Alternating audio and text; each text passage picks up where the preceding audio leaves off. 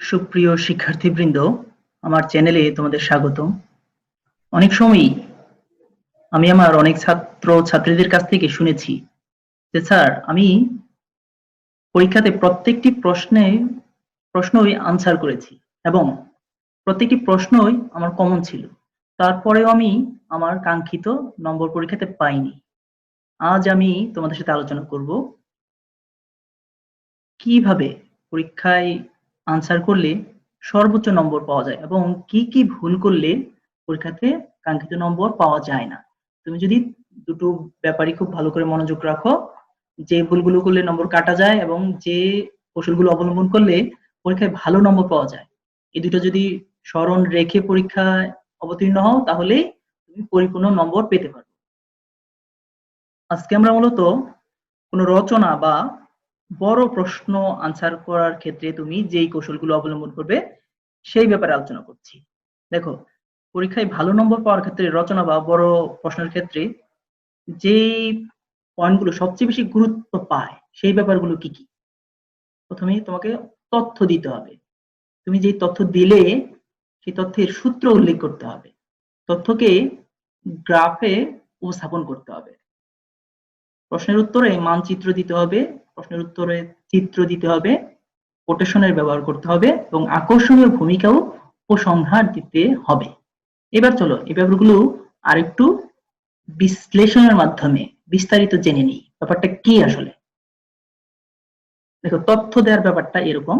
দেখো, অনেক পরীক্ষার্থী শুধু পেজ ভরে লিখে যায়, প্রশ্নের সাথে সম্পৃক্ত কোনো তথ্য ব্যবহার করে না। এভাবে লিখলে তুমি কাঙ্ক্ষিত নম্বর পাবে না। তোমাকে অবশ্যই প্রাসঙ্গিক তথ্য উল্লেখ করতে হবে। ধরো, যদি তুমি বাংলাদেশের জনগণ নিয়ে লিখো, তখন তোমাকে অবশ্যই বাংলাদেশের জনসংখ্যা কোন আদমশুমারিতে বেড়ে কত হয়েছে তা উল্লেখ করতে হবে। এভাবে আরো উল্লেখ করলে জনসংখ্যা বৃদ্ধির হার, নারী ও পুরুষের অনুপাত, ধর্মীয় অনুপাত, কত ভাগ কৃষিকাজ করে, কত ভাগ সেবা খাতে কাজ করে ইত্যাদি। এই তথ্যগুলো যদি তুমি উল্লেখ করো তাহলে নিঃসন্দেহে তুমি বেশি নম্বর পাবে। আর যেই ছাত্রছাত্রী শুধু লিখে গেল, কোনো তথ্যই উল্লেখ করলো না, সে ভালো নম্বর পাবে না। এইবার চলো দেখা যাক এই তথ্যগুলোকে আমরা কিভাবে আরো সুন্দরভাবে উপস্থাপন করতে পারি এবং এর উৎস উল্লেখ বলতে কি বোঝায় সেই ব্যাপারটা জেনে নিই। দেখো, এবার আমরা আলোচনা করছি মূলত তথ্যের উৎস উল্লেখ করা এবং তথ্যকে গ্রাফে উপস্থাপন করা। আবার অনেকেই প্রশ্ন করতে পারো, স্যার এত তথ্য আমরা পাবো কোথায়? এর সহজ মাধ্যম হচ্ছে তুমি ইন্টারনেটে সার্চ দিলেও তথ্য পেতে পারো, এবং আরেকটা সহজ এবং নির্ভরযোগ্য মাধ্যম হচ্ছে তুমি অর্থনৈতিক সমীক্ষা বলে ইন্টারনেটে সার্চ দিবে, দেখবে প্রত্যেকটা বছরই সরকারি প্রতিষ্ঠান থেকে এই বইটা ছাপানো হয়, সেখানে সকল বিষয়ের তথ্য পাওয়া যায়। সেটা তুমি উল্লেখ করে দিলেই তোমার তথ্যটা গ্রহণযোগ্যতা পাবে। তাছাড়া তুমি তথ্য বানিয়ে বা বায়বীয় তথ্য দিলে হবে না। কিন্তু এই যে তুমি তথ্যটা কোথা থেকে নিলে এটা উল্লেখ করাই হচ্ছে তথ্যের উল্লেখ। খেয়াল করো, যেমন ধরো তুমি এভাবে লিখলে, বাংলাদেশের জনসংখ্যার মধ্যে পুরুষ ও নারী অনুপাতের হার যথাক্রমে 100:100.3। এভাবে লিখলে তোমার তথ্য পরীক্ষকের চোখে নাও পড়তে পারে। তাই নিম্নোক্ত ভাবে উল্লেখ করো। মানে তুমি এই তথ্যটা দিলে, লাইনে লিখে দিলে, এই তথ্যটা কিন্তু পরীক্ষকের চোখে নাও পড়তে পারে। তোমাকে এমন ভাবে এই তথ্যটা উপস্থাপন করতে হবে যাতে অবশ্যই পরীক্ষক সেই তথ্যটা দেখে। এইভাবে যদি তুমি উল্লেখ করলে, এখানে আছে 100, এখানে তুমি লিখে দিলে পুরুষ এটা, এখানে লিখে দিলে নারী এইটা, তারপরে এর নিচে ছোট করে এই সংখ্যাটা উল্লেখ করে দিলে, তাহলে দেখো এই তথ্যটা কখনোই কিন্তু পরীক্ষকের দৃষ্টি এড়াবে না এবং তোমাকে সর্বোচ্চ নম্বর পেতে সাহায্য করবে। এই যে তুমি এই সংখ্যাটা নিলে বা এই যে তথ্যটা উল্লেখ করলে, এটা তুমি কোথা থেকে নিয়েছো সেই ব্যাপারটা উল্লেখ করাই হচ্ছে তথ্যের উৎস উল্লেখ করা। দেখো, এই তথ্যটা আমি নিয়েছি অর্থনৈতিক সমীক্ষা 2019 থেকে। তুমি যেই সংখ্যা থেকে নিবে সেই ব্যাপারটা উল্লেখ করে দিলেই হয়ে যাচ্ছে। তার জন্য তখন শিক্ষক ভাববে না ছেলেটা অনেক পড়াশোনা করে, সে বানিয়ে দেয়নি। এবার চলো দেখে নেই তথ্যকে আরো অন্যরকম ভাবে উপস্থাপন করা যায়। শুধু একভাবে উপস্থাপন করলে তো খাতাটা বেশি সুন্দর হবে না। এবার দেখো, ধরো আমরা লিখলাম বৈদেশিক মুদ্রার মজুদ। এই যে তথ্যগুলো আমি উপস্থাপন করেছি, দেখো এটা ছকের মাধ্যমে উপস্থাপন করেছি। আগেটা করেছিলাম পাই চার্ট, এটা ছক।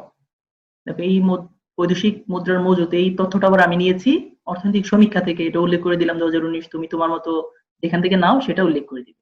তাহলে ছকের মাধ্যমে তুমি উপস্থাপন করলে এটা আরেকটা বৈচিত্র্যতা আসলো, যা তোমাকে পরীক্ষায় অধিক নম্বর পেতে সাহায্য করবে। আবার দেখো 2017-18 অর্থ বছরে দেশ ভিত্তিক রেমিটেন্স আয়ের হার, আমি আরো একটা তথ্য দিলাম, এটাও তথ্য সূত্র উল্লেখ করলাম অর্থনৈতিক সমীক্ষা। এটা দেখো এইভাবে উপস্থাপন করলাম। মানে তুমি তোমার খাতাকে যত বেশি আকর্ষণীয় করতে পারবে, যত বেশি স্যারের নজর আনতে পারবে, তোমার পরীক্ষায় নম্বর পাওয়ার হার তত বেড়ে যাবে। এই ব্যাপারগুলো যদি খেয়াল রাখো তাহলে তুমি অবশ্যই পরীক্ষাতে পরিপূর্ণ নম্বর পাবে। এবার দেখা যাক, চলো পরীক্ষাতে তোমাকে মানচিত্র দিতে হবে, চিত্র দিতে হবে। ধরো তুমি বাংলাদেশের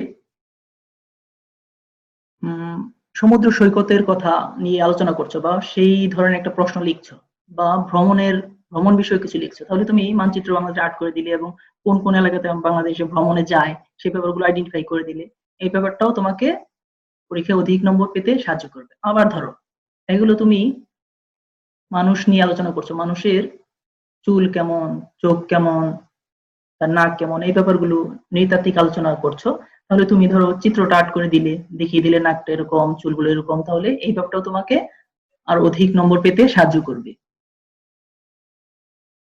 এবার চলো কোটেশন ব্যবহার করতে হয়। ধরো তুমি শুধু লিখেই গেলে, সেখানে কোনো কোটেশন দিলে না। কোটেশন মানে হচ্ছে তুমি যে ব্যাপারটা লিখলে, এই ব্যাপারটা যে বায়বীয় নয়, এই ব্যাপারটা যে তোমার সিলেবাস অনুযায়ী লেখা হয়েছে, সেই ধরনের একটা উদাহরণ দেয়া সেই বই থেকে। ধরো তুমি কাজী নজরুলের বিদ্রোহ চেতনা নিয়ে এরকমই লিখলে, নজরুল বিদ্রোহ চেতনার মাঝে সমালোচকেরা একদিকে খুঁজে পেয়েছেন সীমাহীন নৈরাজ্য এবং হতাশা, অন্যদিকে আধ্যাত্ম চিন্তা। নজরুল বিদ্রোহ চেতনাকে যেভাবে বিশ্লেষণ করা হোক না কেন, তার মাঝে উন্মাদনা ছিল না, তা ছিল মূলত সৃষ্টিশীল। তার বিদ্রোহ সৃষ্টিশীল ছিল বলেই তিনি ধ্বংসের মাঝে খুঁজে পেয়েছেন নবসৃষ্টির আশ্বাস। তিনি অসুন্দরের মৃত্যু কামনা করে বরণ করে নিয়েছেন চির সুন্দরকে। এই যে এই ব্যাপারটা যে তুমি লিখলে, এই ব্যাপারটা যে তোমার সেই পঠিত কাব্যেরই অংশ, তাই সেই পঠিত কাব্য থেকে কয়েকটা লাইন যদি তুমি তুলে দাও, তাহলে এই ব্যাপারটা আরো মজবুত হয়। যেমন আমরা দেখো ওই কাব্য থেকে তুলে দিয়েছি লাইনটা এরকম: ধ্বংস দেখে ভয় কেন তোর, প্রলয় নতুন সৃজন বেদন, আসছে নবীন জীবন হারা অসুন্দরে করতে ছেদন, তাই সে এমন কেশে বেশে প্রলয় বয়েও আসছে হেসে মধুর হেসে, ভেঙে আবার গড়তে জানে সে চির সুন্দর। মানে এই কবিতার লাইনগুলো দিয়ে আমি এই লেখাটাকে আরো বেশি স্ট্রং করলাম, এটাও আমার নম্বর পাওয়াকে বাড়িয়ে দিবে। এবং এই কোটেশন দিলে একটু নীল কালি দিয়ে লিখো এবং এই ব্যাপারটা ঊর্ধ্বকমার মাধ্যমে আটকে দিও। এবার চলো আমরা লিখেছিলাম একটা পয়েন্ট, আকর্ষণীয় ভূমিকা এবং উপসংহার লাগবে। মানে তুমি তোমার ভূমিকাতে এমন কিছু তথ্য দিবে যাতে পরীক্ষক পড়েই বুঝতে পারে তুমি কোন কোন বিষয়ে লিখবে এবং তোমার আলোচনার মূল ব্যাপারটা কি। এই ব্যাপারটা যদি তুমি ভূমিকাতেই স্যারকে বোঝাতে পারো, তাহলে তার তোমার প্রতি বেশি আকৃষ্ট হবে এবং অধিক নম্বর দিবে। খেয়াল করো একটি উদাহরণ, যেমন আমি নজরুলের বিদ্রোহ সম্বন্ধে লিখছি, এরকম হতে পারে: প্রথম বিশ্বযুদ্ধোত্তর সময়ে পৃথিবীব্যাপী হতাশা, মূল্যবোধের অবক্ষয় এবং মন্দা অর্থনৈতিক পরিবেশে বিদ্রোহের বাণী নিয়ে যিনি উপগত হন, তিনি হলেন বিদ্রোহী কবি কাজী নজরুল ইসলাম। নজরুল কবি মানুষ সমকালীন গতানুগতিক কাব্যধারা, জীবনবোধ এবং চেতনা দ্বারা আকৃষ্ট হতে না পারায় তার কবিতায় ধ্বনিত হয়েছে বিদ্রোহবাণী। নজরুল ছিলেন মূলত তারুণ্য শানিত, আবেগ সংগ্রাগে উচ্চকিত, জীবনার্থে স্বপ্নময়, ভবিষ্যতে বিশ্বাসী এবং ব্যর্থতায় বিদ্রোহী। দেখো এখানে আমি যে নজরুলের বিদ্রোহ নিয়ে কথাবার্তা বলবো, সেই ব্যাপারটা আমি এখানে এনেছি। তোমরাও যে কোনো ব্যাপার নিয়ে যখন লিখবে, ভূমিকাতেই তুমি কোন বিষয় নিয়ে লিখতে যাচ্ছ, তোমার ফোকাসটা কোথায়, সেই ব্যাপারটা অবশ্যই ভূমিকাতে একটু আনতে চেষ্টা করবে। উপসংহারটাও ঠিক এভাবেই দিবে। এছাড়াও আরো যে পয়েন্টগুলো তোমাকে নম্বর অধিক পাওয়াতে সাহায্য করবে, তাগুলো হচ্ছে এই পয়েন্ট। তুমি অবশ্যই পয়েন্ট আকারে লিখবে। আমি এইচএসসির কথা বলছি, তোমরা যখন রচনায় লিখবে অবশ্যই 20 পাতা লিখবে এবং প্রত্যেকটা পাতা পয়েন্ট আকারে লিখবে। পয়েন্টগুলো নীল কালিতে লিখো, অপ্রাসঙ্গিক বিষয় আনবে না, অতিরিক্ত লেখা লিখতে যে অপ্রাসঙ্গিক বিষয় আনা যাবে না। তুমি যেই প্রশ্নটি ভালো পারো সেটি সর্বপ্রথমে লিখবে, যে প্রশ্নটি তুমি ভালো পারছো সেটা আগে লিখবে, পেন্সিল দিয়ে উপরে এবং নিচে মার্জিন কাটবে, গুরুত্বপূর্ণ তথ্য নীল কালি দিয়ে লিখবে যাতে পরীক্ষকের দৃষ্টি আকর্ষণ করতে পারো। কোনো প্রশ্ন বেশি লিখতে গিয়ে অন্য কোনো প্রশ্ন ছাড়া যাবে না, মানে একটি প্রশ্ন তুমি অনেক লিখলে এবং আরেকটি প্রশ্ন লিখলেই না, এরকম করা যাবে না, কাটাকাটি করা যাবে না, যাদের হাতে লেখা সুন্দর না তারা একটু বড় করে লিখতে চেষ্টা করবে এবং বানান সঠিক করে লিখবে।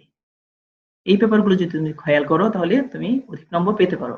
এই লেখাটি যদি তোমার ভালো লেগে থাকে তাহলে আমার চ্যানেলটি সাবস্ক্রাইব করো, ভিডিওতে লাইক কমেন্ট করো এবং বেল আইকনটি অন করে দিও যাতে ভবিষ্যতে কোনো নতুন ভিডিও দেওয়ার সাথে সাথে তুমি তার নোটিফিকেশন পেতে পারো। সকলের শুভকামনায় শেষ করলাম আজকের ভিডিও।